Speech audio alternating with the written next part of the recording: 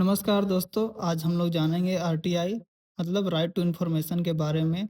आइए इसे एक वीडियो के माध्यम से समझते हैं और वीडियो को लास्ट तक ज़रूर देखिएगा क्योंकि मैं आज आरटीआई एक फाइल करके भी दिखाऊंगा। राइट टू इन्फॉर्मेशन क्या है? सूचना का अधिकार नागरिकों को सरकारी विभागों और सार्वजनिक प्राधिकरणों से जानकारी प्राप्त करने का कानूनी अधिकार देता है। उसे हम लोग राइट टू इन्फॉर्मेशन कहते हैं।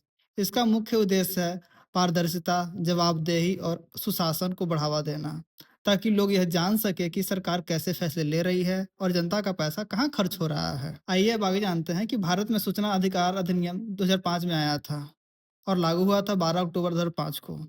इसे भ्रष्टाचार और अपारदर्शी शासन से लड़ने के लिए एक सशक्त उपकरण माना जाता है।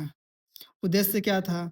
सरकारी कामकाज में पारदर्शिता लाना, नागरिकों को शासन में भागीदारी का अधिकार देना, अधिकारियों को उनके काम के लिए जवाबदेह बनाना, भ्रष्टाचार को कम करना।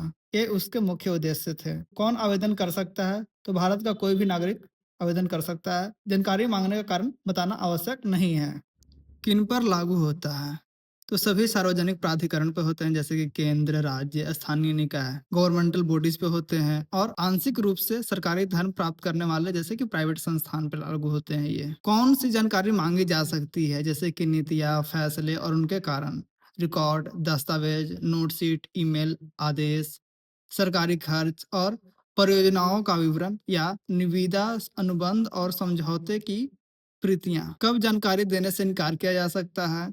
तो यह धारा 8 और 9 में दिया हुआ है आरटीआई एक्ट के। पहला इसमें कि राष्ट्रीय सुरक्षा और विदेशी संबंधों से जुड़ी जानकारी। दूसरा, व्यापार रहस्य और बौद्धिक संपदा। तीसरा, ऐसी जानकारी जिससे किसी की जान या सुरक्षा का खतरा हो। चौथा, निजी जानकारी जिसका सार्वजनिक हित से कोई संबंध नहीं है। आवेदन कैसे करें? पहला, आवेदन कैसे करें? तो संबंधित विभाग के लोक सूचना अधिकारी जैसे पीआईओ को आवेदन लिखें। इसमें 10 रुपए का शुल्क लगता है और यह जो है आवेदन डाक, व्यक्तिगत रूप से या आरटीआई ऑनलाइन पोर्टल से भी भेजे जा सकते हैं। जवाब जो है 30 दिनों में मिलेगा। अपील प्रक्रिया क्या होती है इसमें? तो पहली अपील जो होती है इसमें वो 30 दिनों में होती है और दूसरा जो है वो अपील कर सकते हैं आप केंद्रीय या राज्य सूचना आयोग को। आरटीआई एक्ट में दंड का भी प्रावधान दिया हुआ है जिसमें यह बताया जाता है कि देरी होने या गलत जानकारी देने पर 250 प्रतिदिन जुर्माना और जो अधिकतम फाइन है वो 25,000 रुपये तक का है और साथ ही साथ विभागीय कार्रवाई भी होगी उनके साथ।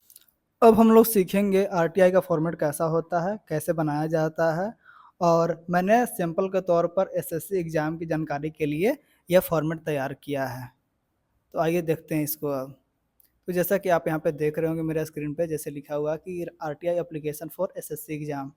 यहाँ पर आपको डिटेल लिखना होगा जैसे कि to the central public information officer, staff selection commission और उसका एड्रेस लिखना होगा जहाँ पे भी इसका रीजनल ऑफिस होगा। फिर आ जाएगा यहाँ पे डेट, फिर सब्जेक्ट को मेंशन करना होगा। फिर इसके बाद हम लोग यहाँ पे मेंशन करेंगे सारी चीज़ें जो आपको चाहिए होता है, ठीक है। उसके बाद यहाँ पे एप्लीकेशन जो लगाएगा, जो एप्लीकेंट होगा उसका डिटेल आ जाएगा जैसे कि name, address, contact number, email ID, exam details जो भी उसको चाहिए होगा, या तो प्रीवियस ईयर का या फिर आने वाले एग्ज़ाम के बारे में अगर जानना होगा तो।